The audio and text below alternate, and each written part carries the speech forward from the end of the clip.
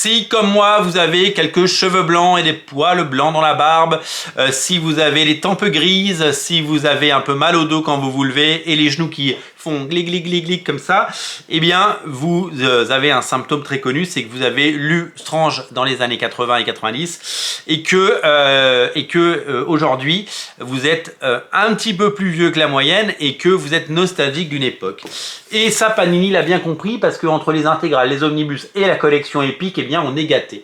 Quel plaisir aujourd'hui de vous présenter le premier volume de la collection Iron Man Epic Collection. Alors, c'est le premier volume à sortir de façon chronologique, mais derrière, on découvre le numéro 13, ce qui veut dire que plus tard, ils compléteront. Nous sommes sur les années 87, 88, 87, j'avais 11 ans, rendez-vous compte. J'étais pas un lecteur de Strange, mon frère était un lecteur de Strange, mon grand frère était un lecteur de Strange, et donc moi je préférais les Nouveaux Mutants, Titans, les Vengeurs de la Côte Ouest, vous voyez, j'étais plus dans ces tendances-là, j'étais beaucoup moins sur Iron Man, que je trouvais à la fois cool dans son armure, mais un peu ridicule avec sa stache, et pourtant... la stache c'est bien revenu, donc en fait il était cool avant l'heure. Et puis dans les années 80, la moustache c'était quand même assez cool. Quel plaisir j'ai eu à parcourir rapidement cet album et de redécouvrir des pages et des couvertures que je lisais derrière l'épaule de mon grand frère dans les pages de Strange dans les années 80. Et ça a été un véritable souvenir, une odeur de madeleine, ça a été le cartable souvenir véritablement puisque je me suis régalé. Déjà cette couverture. Alors, moi j'ai opté pour l'édition collector en dur parce que j'aime beaucoup les icons. Les Epic Collections qui proposent beaucoup de pages, plus de 400 ou 450 pages à chaque fois, je crois qu'il y en a 496 dans celui-là, vous voyez, pour une somme assez honnête. Alors, cette collection a été lancée l'année dernière, les versions souples coûtaient 26 € et les versions dures coûtaient 30 €. L'inflation est passée par là, maintenant on est sur 34 €, c'est plus le même prix. Mais bon, il y a quand même pas mal de pages, donc voilà. Alors, je prends les versions dures de ces collections. J'ai pris quelques Spider-Man, j'ai pris 2-3 trucs. Et c'est vrai que j'aime bien les versions collector parce que c'est du dur et que ça fait des beaux livres. Mais j'ai eu un casus belli, c'est que je préfère la couverture de la version souple. C'est ça la couverture de la version souple. Ça, c'était une couverture de Strange et ça, j'en ai rêvé la nuit, quoi.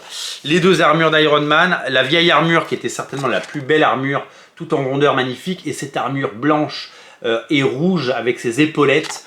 Oh là là, qu'est-ce que ça nous a fait rêver. Je parlais de Tony Stark avec sa moustache, eh bien le voici, le voilà.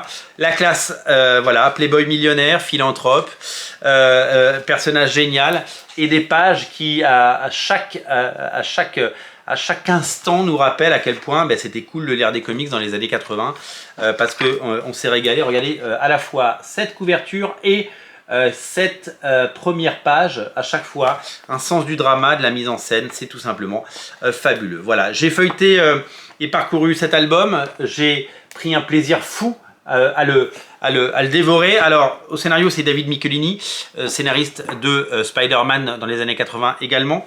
Au dessin c'est Mark Bright, dessinateur qui a un peu disparu de la circulation, je ne sais pas ce qu'il est devenu après, ancré par Bob Layton qui ancrait déjà les épisodes d'avant qui étaient dessinés par John Romita Jr. En fait, Bob Layton, il a donné son style à Iron Man, c'est-à-dire qu'on ne se rend pas compte, un encreur c'est pas juste quelqu'un qui repasse des traits, un encreur c'est un mec qui donne, surtout dans la méthode Marvel, qui a un vrai talent de dessinateur. Et Bob Layton, sur des centaines d'épisodes d'Iron Man, il a fait quelque chose d'exceptionnel.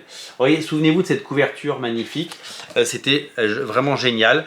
Il y a eu des moments épiques et iconiques, et je vous dis, quand j'ai pris du plaisir à feuilleter cet album, je vais essayer de vous retrouver quelque chose qui m'a marqué, qui est un des climax de ces épisodes. Alors évidemment on se souvient de cette couverture qui était également une couverture de Strange avec Crimson Dynamo et l'homme titan, comment il s'appelle, Titanium Man, je sais pas comment il s'appelle en français, Titanium Man. C'était tout simplement génial, et on termine avec cette nouvelle armure présentée à la fin. Alors là, mais quelle modernité à l'époque, vous rendez-vous compte? C'est la deuxième plus belle armure d'Iron Man, après l'armure que je vous ai montrée tout à l'heure, celle tout en rondeur, la classique. Et la surprise du chef, c'est un épisode 232 absolument incroyable. Je m'en souviens, pour l'avoir lu à l'époque dans Strange, dessiné par le génie Barry Windsor Smith, dessinateur de Conan, dessinateur de Monster. Quel incroyable bonheur de découvrir 22 pages, pourquoi 32 par ce dessinateur fabuleux qui a dessiné l'Arme X, qui a dessiné Adieu Tornade, qui a dessiné toutes ces choses-là, les X-Men, un génie. Vraiment, c'est un album exceptionnel que je vous recommande. Il y a deux versions, une version à 30 € en souple, une version à 34 € en dur, c'est celle-là. Voilà, j'aurais préféré avoir l'autre couverture, mais j'ai le bel album en dur, et elle est quand même cool parce qu'on a l'armure iconique des années 80 qui nous a fait tellement rêver, des épisodes fabuleux, 215 à 232 d'Iron Man. C'est à ne rater sous aucun prétexte et ça fait partie des légendes.